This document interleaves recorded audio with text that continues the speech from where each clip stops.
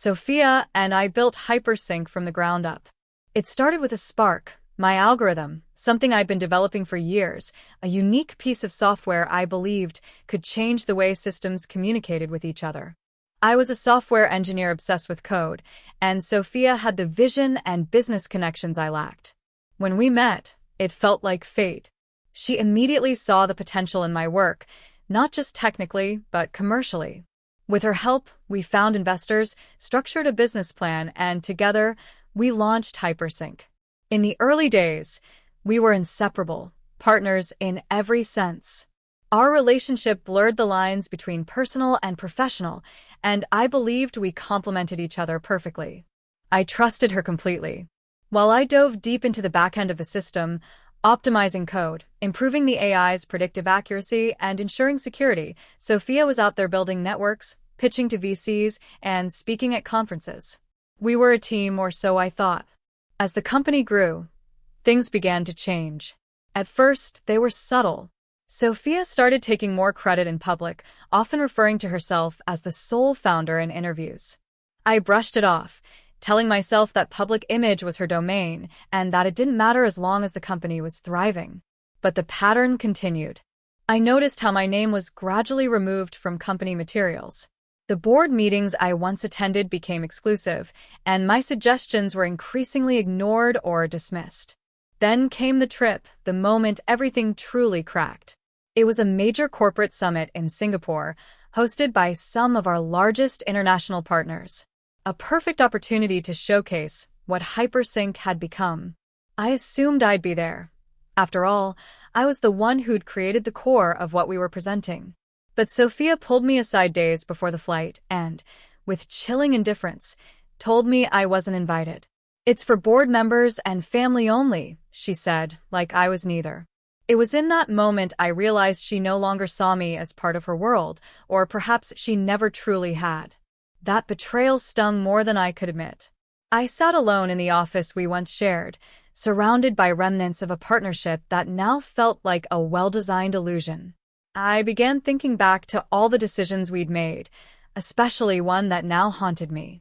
Early on, Sophia had convinced me to sign over my shares, claiming it would give us more flexibility to attract investors and ensure strategic stability. Naively, I agreed. I thought we were building something together, and I trusted her judgment. I never imagined she'd use that move to push me out of the very company I helped create. I felt foolish, used, and erased. But I wasn't finished. Long before things went sour, back when I still believed in us, I'd embedded a fail-safe into the core of our system. Not out of distrust, but out of caution. I called it Blackroot. It was a line of dormant code buried deep in Hypersync's framework, virtually undetectable. It gave me access to the system's root architecture, a silent backdoor only I could activate. It was meant as a last resort, a protective measure in case something ever compromised the system's integrity. Now it was my way back in. Late one night, after weeks of watching Sophia take full control and continue to shut me out, I activated it. The effect was immediate. All administrative access, hers, the board's, the executive team's, was revoked. Hypersync's infrastructure locked down. Systems froze. Confusion turned to panic within hours. I watched the chaos unfold from the same office they had once exiled me from, calm and composed. For the first time in years, I felt a sense of power return. Sophia called an emergency board meeting and tried to regain control, but everything she touched was blocked. The failsafe worked perfectly. She was livid. I saw the disbelief in her eyes when she realized what had happened. She called me, demanded answers. I met her in the conference room, the same one where she had once dismissed me like I didn't matter. She tried to reason with me, shifting from anger to charm, then desperation. She offered to bring me back in, to share control again, but I saw right through her. I told her calmly that this was no longer about partnership or fairness. This was about everything she took from me, every moment she made me feel like I didn't belong. I told her I was going to take Hypersync apart piece by piece, and there was nothing she could do to stop me. The media caught on quickly. A company of Hypersync's size going dark overnight triggered headlines around the world. Journalists began digging, And soon stories surfaced about Sophia's manipulation, her dismissal of original team members, her rewriting of the company's history. Investors began pulling out. Stock prices plummeted. The board turned against her, and within weeks, Sophia was removed as CEO. The empire she had built on the foundation of our shared dream was collapsing. I didn't stay to watch the final ruin. I had already moved on. From the ashes of Hypersync, I launched a new company, SyncForge, focused on open-source innovation and ethical AI.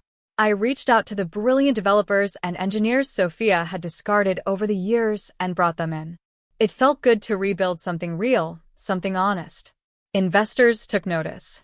Interest returned. I wasn't just reclaiming my legacy.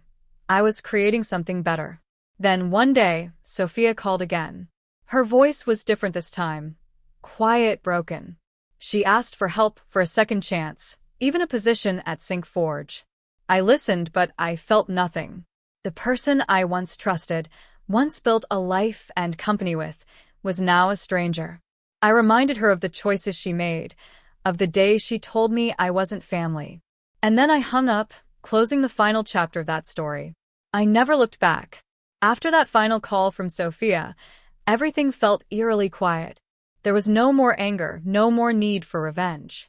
For the first time in years, I wasn't fighting to prove myself or reclaim what was mine. I had already done that. What remained now was rebuilding, not just a company but a sense of purpose, and maybe even a sense of peace. SyncForge grew steadily, not because of flashy marketing or hollow promises, but because of the people behind it. The team I'd gathered believed in real collaboration. There were no boardroom games, no manipulation, no carefully crafted illusions. Just talent, trust, and transparency. We built our software on open-source principles, allowing developers around the world to contribute, learn, and grow with us. We made ethical design our foundation, something Sophia had once scoffed at as idealistic nonsense. And yet it worked. Investors appreciated our clarity. Customers trusted our systems.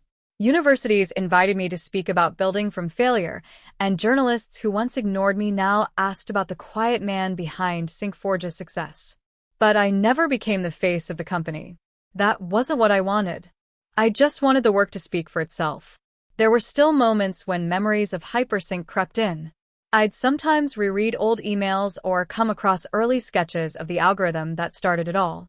I wouldn't lie, there were regrets. Not about what I did to take back control, but about how blind I'd been to the signs. I had confused partnership with loyalty and admiration with trust. I let myself be used because I thought love and business could coexist without boundaries. I was wrong. Sophia disappeared from the public eye after her fall. The last I heard, she had moved to a different city, trying to start something new under a different name. I didn't follow her story. That chapter was closed. Some part of me hoped she found clarity, not forgiveness from me, but from herself. I didn't hate her anymore. I had no reason to. In many ways, she forced me to become stronger, to see myself not as someone in the background, but as someone who mattered. SyncForge eventually became more than a company. It became a symbol for resilience, for quiet creators who had been overshadowed, and for those who were once betrayed and thought they'd never rise again. We sponsored young developers, partnered with schools, and created tools that helped others build their own visions. I finally understood that legacy wasn't about fame or revenge. It was about impact. And so, I kept building, quietly and purposefully, not out of bitterness, but out of something better, freedom. Because in the end, I didn't just reclaim what was taken from me. I became someone who no longer needed to.